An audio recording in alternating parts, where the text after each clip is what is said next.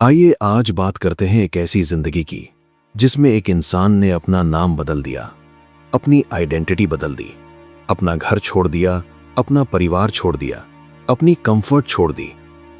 और ये सब उन्होंने किसी के फोर्स करने से नहीं किया, किसी ने उन्हें नहीं कहा, कोई कंपल्शन नहीं था। उन्होंने खुद चूज किया। एक 14 साल के बच्चे ने खुद चूज किया कि मैं आजाद रहूंगा, जिंदगी में, मौत में, हर एक पल में। और फिर उन्होंने वो प्रॉमिस इतनी शक्ति से निभाया कि आज 100 साल बाद भी जब उनका नाम सुनते हैं एक चीज अंदर हिल जाती है। नाम था चंद्रशेखर आजाद। और आज मैं तुम्हें उनकी शहादत की कहानी नहीं सुनाऊंगा, वो तो सब जानते हैं। आज मैं तुम्हें उनकी वो जिंदगी सुनाऊंगा जो उनका नाम आजाद बनाती है। वो सोच, वो फायर, वो एक कमिटमेंट जिसे उन्होंने कभी एक बार भी नहीं तोड़ा। तो आइए सुनते हैं। 23 जुलाई 1906, Bhabra village, Madhya Pradesh, British India. एक छोटे से गांव में एक बच्चा पैदा हुआ। नाम रखा गया चंद्रशेखर तिवारी। बाप थे सीताराम तिवारी, मां थी जगरानी देवी। घर में पैसा ज्यादा नहीं था, सिंपल जिंदगी, गांव का माहौल। चंद्रशेखर बचपन से ही एक अलग बच्चा था। डर नहीं था उससे, बिल्कुल नहीं। एक बार बचपन में कुछ बड़े लड़के उसे डरा रहे थे, धमकी दे रहे थे, और चंद्रशेखर ने क्या किया? वो नहीं डरा, उल्टा उन्होंने उन्हें स्टेयर किया, आंखें बंद नहीं की, तब तक स्टेयर किया जब तक वो खुद अनकंफर्टेबल फील करके चले गए। एक बच्चा बड़े लड़कों के सामने बिना हिले, ये वो सीड था जिससे आगे जाके एक ऐसा इंसान निकला जिसने पूरी ब्रिटिश एम्पायर को स्टेयर किया और वो भी नहीं हिला। पढ़ने का शौक था और एक दिन वाराणसी जाने का मौका मिला संस्कृत पढ़ने के लिए। वहां से उनकी जिंदगी बदल गई। वहां से वो एक ऐसे शहर में थे जहां आजादी की बातें हवा में थीं, जहां लोग ब्रिटिश रूल के खिलाफ सोचते थे, जहां एक एक गली में कोई ना कोई रेबेलियन का सीड था। जलियांवाला बाग। हम पहले भी इस ट्रेजेडी के बारे में बात कर चुके हैं भगत सिंह की कहानी में, लेकिन यहां इस ट्रेजेडी का एक अलग एंगल है। जब जलियांवाला बाग का मैसेकर हुआ, पूरा देश हिल गया। हजारों लोगों को निकले बिना बताए गोली मार दी गई। निहत्थे, बेचारे, मासूम। चंद्रशेखर 13 साल के थे तब, और ये खबर जब उन्हें मिली, उनके अंदर कुछ जीता हुआ था जो पहले सोया हुआ था, कुछ ऐसा जागा जो आगे कभी नहीं सोया। उन्होंने उस दिन डिसाइड किया कि ब्रिटिश रूल नहीं चलेगा और मैं अपनी जिंदगी इस एक काम में लगा दूंगा। 13 साल, सिर्फ 13 साल की उम्र में ये डिसीजन, और उन्होंने अपनी पूरी बाकी जिंदगी, सिर्फ 31 साल मिले, इस डिसीजन के लिए दे दी। Non cooperation movement. Gandhi ji ने पुकारा, पूरा देश उठा। स्टूडेंट्स स्कूल्स छोड़ रहे थे, लॉयर्स कोर्ट्स छोड़ रहे थे, लोग गवर्नमेंट जॉब्स छोड़ रहे थे। चंद्रशेखर भी उठे, 15 साल की उम्र में, प्रोटेस्ट में शामिल हुए, पकड़े गए। ब्रिटिश पुलिस ने उन्हें मजिस्ट्रेट के सामने पेश किया। मजिस्ट्रेट ने पूछा, नाम क्या है?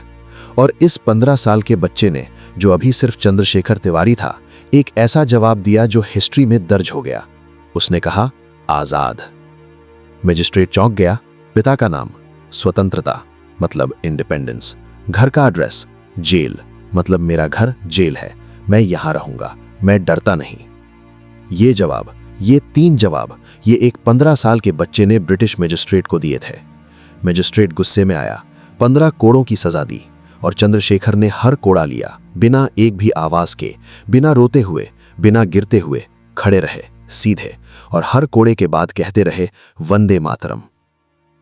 वो 15 साल के थे, और उस दिन से चंद्रशेखर तिवारी का नाम खत्म हो गया। सिर्फ चंद्रशेखर आजाद रहा, हमेशा के लिए। यहां मैं तुमसे एक बात सीधा कहना चाहता हूं, नाम बदलना सिर्फ एक सिंबॉलिक चीज नहीं थी, ये एक कमिटमेंट थी, एक पब्लिक डिक्लेरेशन, एक प्रॉमिस खुद से, देश से, दुनिया से। मैं आजाद हूं, मैं आजाद रहूंगा, और जब तक मैं जिंदा हूं तुम मुझे कैद नहीं कर सकते।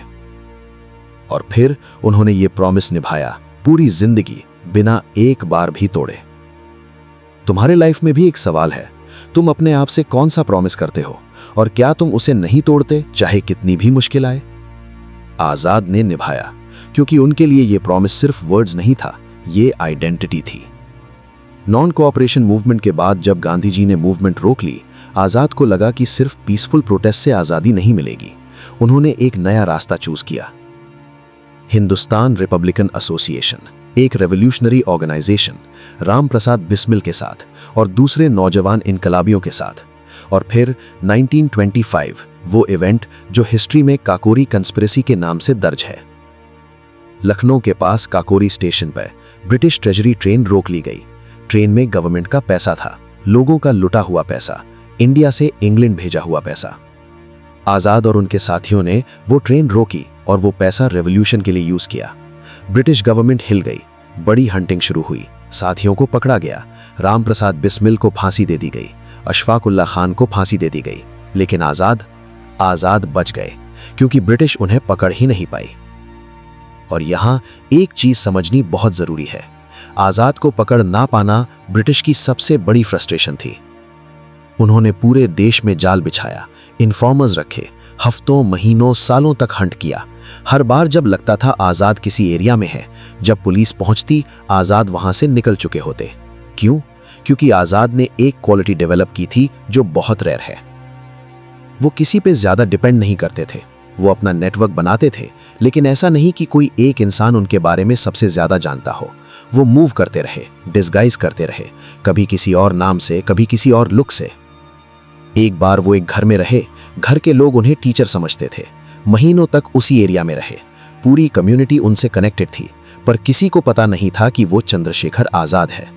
ये मेंटल एजिलिटी, ये ability to adapt, to transform, to never be predictable, यही उनकी सर्वाइवल की थी। Lahore, British officer John Saunders. Lala Lajpat Rai जो साइमन कमीशन के खिलाफ पीसफुल प्रोटेस्ट में थे, उन्हें ब्रिटिश पुलिस ने लाठियां मारी थीं और वो इंजरीज की वजह से चले गए। पंजाब केसरी, शेर पंजाब चले गए। और भगत सिंह, आजाद, राजगुरु, तीनों का खून खौल उठा। सॉन्डर्स जो इस ब्रूटैलिटी के जिम्मेदार था, वो उनका टारगेट बना और लाहौर में सॉन्डर्स मारा गया। ये एक ऐसी एक्शन थी जिसने पूरी ब्रिटिश एम्पायर को हिला दिया और साथ ही एक ऐसी हंट शुरू हुई आजाद के लिए जो पहले से भी ज्यादा इंटेंस थी। इलाहाबाद, अल्फ्रेड पार्क, 27 फरवरी 1931। एक इंसान पार्क में बैठा था, अपने साथियों के साथ कुछ डिस्कस कर रहा था। ब्रिटिश इन्फॉर्मर ने खबर दे दी। कुछ ही देरों में पार्क चारों तरफ से ब्रिटिश पुलिस ने घेरा डाल लिया। हजारों पुलिस, आर्मर्ड, प्रिपेयर्ड। और पार्क में अकेला एक इंसान था, चंद्रशेखर आजाद, 24 साल की उम्र में। जो हुआ फिर, वो एक ऐसी बैटल थी जिसे सुन के आज भी अंदर से कुछ हिल जाता है। अकेले, एक गन, एक तरफ हजारों पुलिस। आजाद ने फाइट की, हार नहीं मानी, एक एक बुलेट से ब्रिटिश पुलिस को रिस्पॉन्स दिया, बहुत देरी तक। इतनी देरी तक कि बाद में ब्रिटिश ऑफिसर्स ने भी माना कि जो रेजिस्टेंस उन्होंने देखा, उसने उन्हें हैरान कर दिया। और जब उनकी गन की आखिरी बुलेट बची, उन्होंने वो अपने आप पे यूज की, क्योंकि उन्होंने प्रॉमिस किया था, आजाद रहूंगा, जिंदगी में और मौत में। ब्रिटिश पुलिस ने कभी उन्हें पकड़ नहीं किया, जिंदगी में नहीं, और वो इंश्योर कर गए, मौत में भी नहीं। ये सुनते वक्त एक पल रुको। 24 साल की उम्र में अकेले हजारों के सामने fighting till the last bullet, और फिर खुद अपनी आजादी इंश्योर करना, क्योंकि उन्होंने प्रॉमिस किया था। मैं तुमसे पूछना चाहता हूं, क्या तुम अपने किसी भी प्रॉमिस के लिए इतने कमिटेड हो? कोई भी प्रॉमिस। आजाद के लिए ये सिर्फ ब्रेवरी नहीं था, ये इंटेग्रिटी थी। वो जो बोलते थे, करते थे, जो प्रॉमिस किया, निभाया, पूरी ताकत से। अब मैं तुमसे एक बहुत इंपॉर्टेंट बात शेयर करना चाहता हूं, जो हिस्ट्री बुक्स में कम मिलती है। आजाद सिर्फ एक फाइटर नहीं थे, वो एक बिल्डर भी थे। Hindustan socialist Republican association, HSRA, जो उन्होंने और उनके साथियों ने बनाई, वो सिर्फ एक ग्रुप नहीं थी, वो एक स्कूल ऑफ थॉट थी, एक आइडियोलॉजी थी। वो सिर्फ ब्रिटिश को हटाना नहीं चाहते थे, वो एक ऐसा इंडिया बनाना चाहते थे जहां इक्वालिटी हो, जहां गरीबी ना हो, जहां इंसान इंसान का शोषण न करे। आजाद ने अपने नौजवान साथियों को ट्रेन किया, सिर्फ फाइटिंग में नहीं, सोचने में, आइडियोलॉजी में, फ्यूचर इंडिया के विजन में। भगत सिंह उनके क्लोजेस्ट एसोसिएट थे, और भगत की इंटेलेक्चुअल डेप्थ, वो बुक्स, वो एसेस, वो थिंकिंग, उसमें आजाद का भी हाथ था, क्योंकि आजाद ने भगत को एनकरेज किया सोचने के लिए, पढ़ने के लिए, अपनी आइडियोलॉजी डेवलप करने के लिए। एक टीचर, एक मेंटर, एक लीडर जो अपने आप से बड़े लोगों को बिल्ड करता था। और यहाँ एक डेप्थ है आज़ाद की जो बहुत रेयर है। वो पर्सनली बहुत सिंपल थे। इनकलाब के लिए पैसा चाहिए था, रिसोर्सेज चाहिए थे, लेकिन आज़ाद खुद के लिए कुछ नहीं चाहिए था। एक बार उनके पास कुछ एक्स्ट्रा पैसा आया, दान में मिला था रेवोल्यूशन के लिए, और आज़ाद ने वो पूरा पैसा रेवोल्यूशन के फंड में दे दिया। खुद के लिए एक पैसा नहीं रखा। लोग उन्हें कहते थे, थोड़ा अपने लिए भी रखते। वो कहते, मैं आज़ाद हूं, आज़ाद को पैसों की ज़रूरत नहीं। ये सिंप्लिसिटी, ये डिटैचमेंट, ये एक ऐसी क्वालिटी थी जो उन्हें जेन्युइनली एक्स्ट्रा ऑर्डिनरी बनाती थी। बहुत रेवोल्यूशनरीज होते हैं जो रेवोल्यूशन के नाम पे अपने लिए भी कुछ रख लेते हैं। आज़ाद ने कभी नहीं किया। पूरी जिंदगी सिर्फ मिशन के लिए, सिर्फ इंडिया के लिए। अब सीधा तुमसे बात करता हूं। चंद्रशेखर आज़ाद की जिंदगी से 6 चीजें हैं जो तुम्हारी लाइफ में आज अप्लाई होती हैं। पहली चीज, अपना नाम, अपनी आइडेंटिटी खुद डिसाइड करो। आज़ाद ने अपना नाम खुद चूज किया।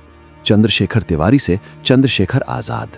ये सिर्फ एक नेम चेंज नहीं था, ये एक आइडेंटिटी डिक्लेरेशन था। तुम भी अपने आप से पूछो, मैं कौन बनना चाहता हूं, मेरी आइडेंटिटी क्या है, और फिर उस आइडेंटिटी के अकॉर्डिंग जियो, वर्ड्स से नहीं, एक्शन से। दूसरी चीज, जो प्रॉमिस करो निभाओ, चाहे कुछ भी हो जाए। आज़ाद ने एक प्रॉमिस किया, आज़ाद रहूंगा, और निभाया पूरी जिंदगी, मौत में भी।